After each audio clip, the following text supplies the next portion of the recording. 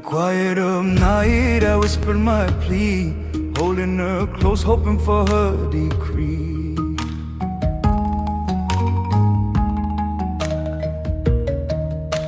There's a rhythm to the dip of a hammock, soft, steady, the same tempo as a breath.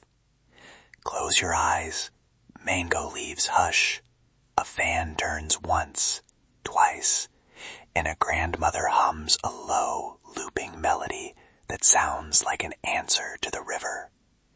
That song is older than any of us in the room, and tonight it is our doorway. That image settles you right away. I love the way you framed it as an answer to the river, because lullabies really are back and forth. Voice, child, world. Exactly. Tonight, I want us to follow those little answers. Oh? From a Battambang kitchen, where a grandmother still sings the verse her mother taught her, to an apartment in California, where a parent invents new lines to teach their child Khmer. We'll listen to voices, talk about what the melodies do, and offer ways to record and listen that respect families. Let's take a quick step back. A lot of people think lullaby is one thing, but Khmer lullabies are many. Playful counting lines, protective chants, and pure nonsense syllables that ride a tune more than a grammar. I'll put references and field sources in the show notes for anyone who wants the reading list. Listen to this for a moment. A voice I recorded in Battambang. She repeats a simple line, Sralan Khmer, not just words, but a casing for care. For now, just hold the sound. Right there. Notice how the vowel stretches on the second syllable. That elongation is almost a grammar of soothing across many Khmer lullabies. I asked that grandmother where the verse came from. She smiled, eyes folding the way old stories do, and said, "My mother sang it. My mother's mother sang it." For her, the tune is a chain. That chain image stays with me. And chains can hold you up or carry weight you didn't choose. So when songs travel, they change in ways that can both comfort and complicate memory. A Phnom Penh mother I recorded in the small hours stitched together practical lines, each a rice, sleep small one, and then slipped into a festival fragment she'd learned at the pagoda. It sounded like improvisation and inheritance at once. We call that code blending, parents mixing modern, useful phrases with older formulaic lines. From a language standpoint, those blends scaffold vocabulary while signaling cultural cues. And then, in diaspora households, songs often shrink. I remember a Cambodian American father who taught his son a 2-line chorus. Whenever the boy heard it, he remembered his grandmother's kitchen, just a thread of home. Totally. Those tiny refrains become classrooms for language. Melody hides the lesson, so learning feels like comfort, not instruction. There's a role for community recording projects here, when they're done right. They preserve pronunciation, stories, and the reason songs exist. But... Wait, archive every fragment how? By lifting recordings out of context and publishing them without plans for local use. I've seen projects rush to collect and then put clips in dusty vaults while families never get copies. I don't disagree that's a problem. However, community-centered archiving can be a way to both preserve and revitalize if families lead the project. Partners, not vaults. Partners, not vaults, yes. And that tension matters, because preservation can't mean freezing a song into a file if no one can sing it in the kitchen anymore. Right. And ethically done projects pay storytellers, share copies with families, and create listening sessions, so recordings live back in community life. Let's come back to the music itself. Ethnomusicologists notice small ranges, stepwise motion, and repeating motifs in Khmer lullabies. Those musical choices make the voice predictable, and predictability soothes a child's nervous system.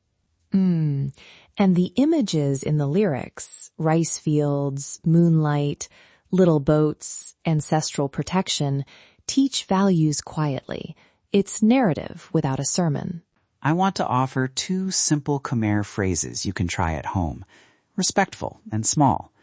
Yum sralang khan, I love you, child, and nun pnek, a soft, nonsensical, soothing syllable. Say them slowly. Stretch the vowels. The melody carries the warmth more than the literal meaning. Quick cultural note.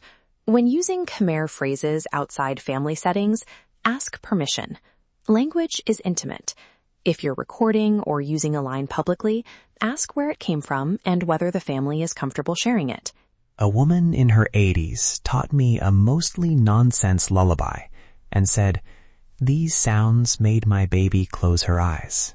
That was enough. That humility, song as small work, stayed with me. There's also a clear overlap with modern psychology. Repetition, soft timbre, and predictability calm infants. Khmer caregivers have used this knowledge for generations without the clinical words. Cultural practice that works. And migration changes form. Sometimes a lullaby becomes a code, one line that signals home. I remember a father teaching one line so his son would hear it and recall his grandmother's kitchen. Right. Tiny choruses as memory anchors. For diaspora families, those anchors help maintain intonation, respect for elders, and vocabulary without turning bedtime into a lesson.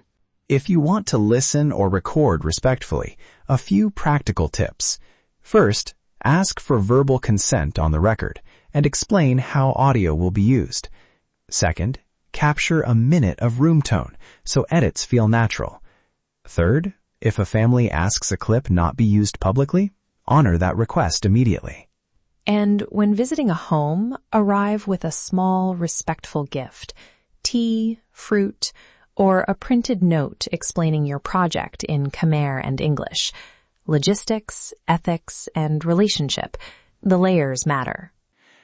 We'll link community-led initiatives in the show notes, groups that train younger Khmer volunteers to record elders with consent, provide copies to families, and run vocal listening sessions. Supporting those groups helps songs stay where they belong, in everyday life. Curious. One last question. How do we keep our relationship to these songs honest? Sing them with humility, admit what you don't know, and always credit the families and places you learned them from. That's part of cultural respect. Humility, credit, and consent. One small invitation. Tonight, try a slow breath and hum a 2-line phrase. Nyam sralan khan. Draw it out. Feel the vowel hold. Let it be small work, not performance, just practice of care. We'll include transliteration and pronunciation tips in the transcript. For listeners who want to go deeper, the show notes list sources, community projects, and ways to contribute ethically. Thank you for listening closely with us. If a tiny lullaby from a distant hammock touched you, imagine what it means to the families who kept it alive for generations. Quiet stones, loud stories. This is what we bring you each week. Before we go, subscribe to Ancient Echoes. Read the full transcript on our website. And if this episode moved you, share it with someone who remembers a song from their childhood. Check show notes for credits, permissions, and links to the ethical recording projects we mentioned. From market chatter to temple chants, thank you for walking these lullaby paths with us.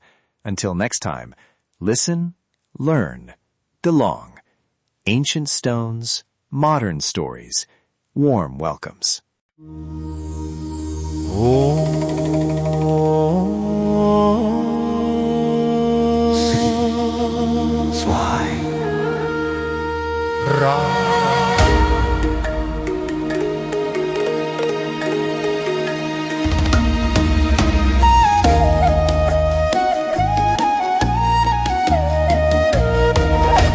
shining diamond, flawless and red, you stand so quiet, soft in the air.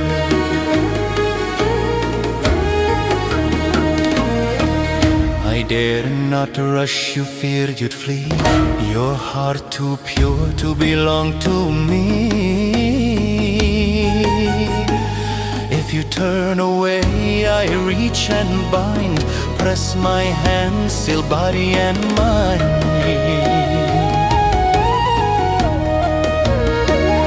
Your brows I trace, your breath I steal. This mark I place is dark and real.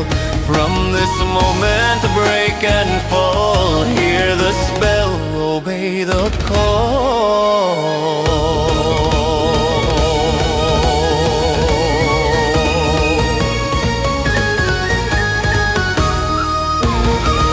False love born from sacred lies, second one whispers through closed eyes. Follow me, don't fight, don't run, your soul is caught, my work is done. Empty will, your light undone, under spell, under Sigmund.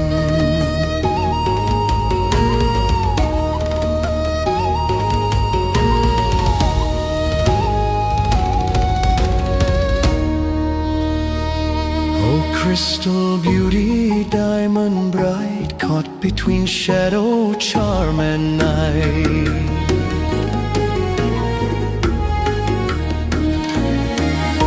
Time won't save you, truth won't last. This vow is carved, the line is cast.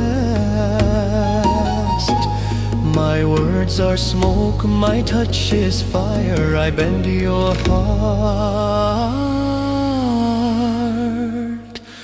to dark desire.